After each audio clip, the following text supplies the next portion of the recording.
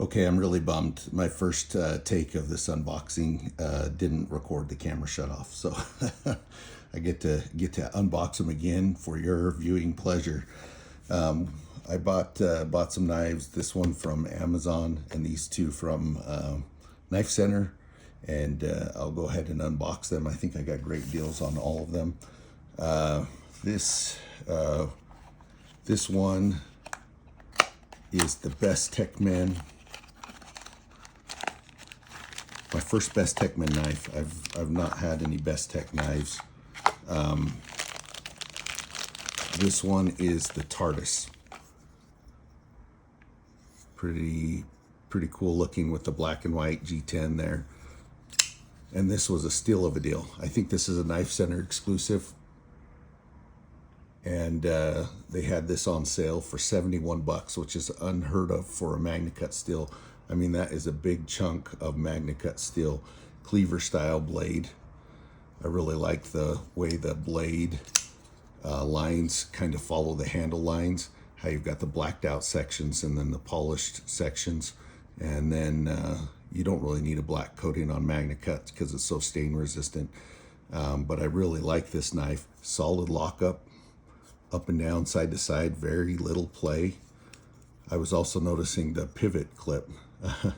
Obviously this is a Tardis, is named after a phone booth, which is common over in London and in the Doctor Who series. I don't know what it is with superheroes and phone booths. You got Superman and Doctor Who, but he uses his Tardis to time travel.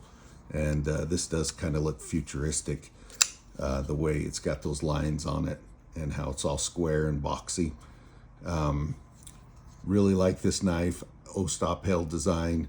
Everything's great on it except the pocket clip. It's kind of thin for the size of the knife, and the screws are not inset, and it feels like it could be a little bit flimsy.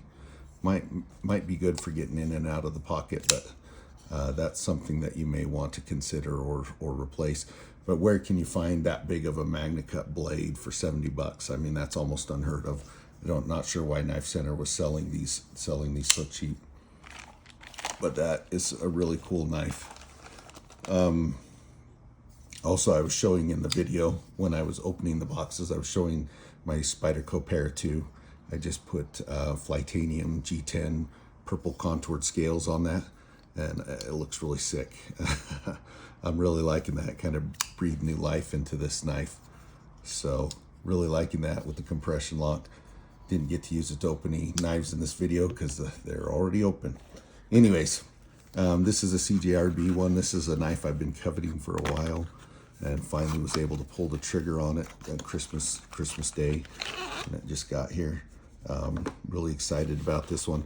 CJRB usually comes with a pouch, at least they're nicer knives, and a cloth. That's great, except you get so many pouches you don't know what to do with them. I have 2 or 3 that I really like that I use a lot, but these ones, this was a knife I've been coveting for a while. I have the original Pyrite, and I have the Pyrite Light with the alt cliff blade, but this is a new Pyrite slip joint with a buoy blade. And to me, it looks like a modern interpretation of a buck knife with that really deep buoy and the brass and wood handles. I was just digging this when I saw it online. And it is a slip joint, so it's still kind of a traditional knife. The only thing I don't like about it is how stiff it is. It's a little bit better now than when I first opened it, but it's still got a massively strong detent on it. You can see that back bar move when I open it, but it is solid. Not a one-hand opening knife, which is a bummer, because it has that big fuller there. You would think you could open it with that one-hand fuller. But not really moving there. It does have a half stop, which will provide you some protection from the knife possibly closing all the way, being a non-locking knife, so maybe that's why they made the detent so strong. Love the looks, not loving the action, but it is a solid lockup. And these, I think, were around $45, $49. I'll try to find the link and put it in the description. It has a solid pocket clip with inset screws. I almost wish it was the same brass color as the knife, but it does kind of match the blade and the other hardware, so I guess that's not a problem. I love that blade shape. It feels comfortable. This is going to be a fun knife to carry. Just wish the action was a little bit looser. Slip joints are generally two-handed knives, but that one you really got to fight to get open. Liking that one. Last knife, I bought this Kizer Holiday Edition. Now I already have one of these. It's the Harpoon, and I bought my Harpoon for $50. And this holiday version was on sale for 29 bucks, which is a steal of a deal. So I had to pick up another one. And don't you just love that candy cane handle? Seriously, I mean, actually I hate that. So what my plan is with this knife is to take the scales off and dye them black. I've got some dye. I'm going to see how that holds, how that adheres to the G10, and make this a blacked out kind of tactical looking knife.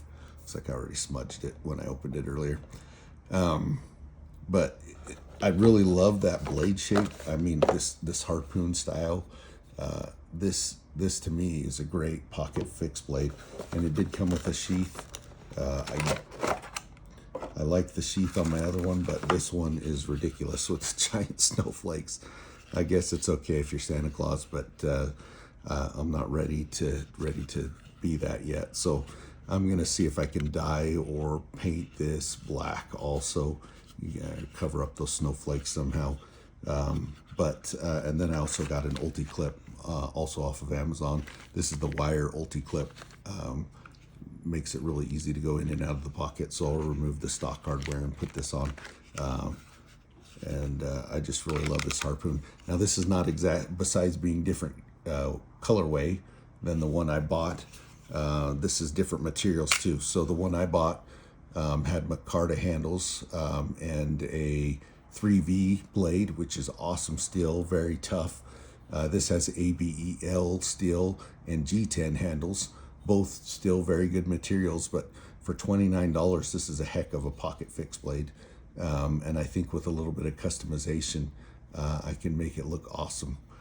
Even if I have to sand those candy canes off rather than dyeing them, it will still look freaking awesome. So excited about these purchases, excited to get them in hand and use them. Thanks for watching.